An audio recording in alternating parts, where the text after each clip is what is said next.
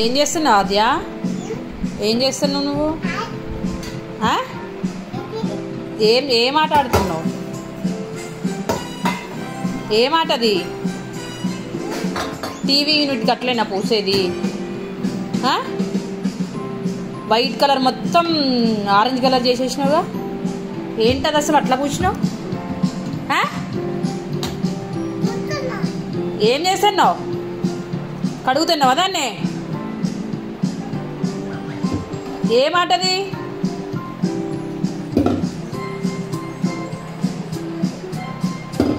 ఏమాటది చెప్పు, చూడు ఒకసారి. ఆద్య, ఏం క్లీన్ చేస్తున్నావు నువ్వు?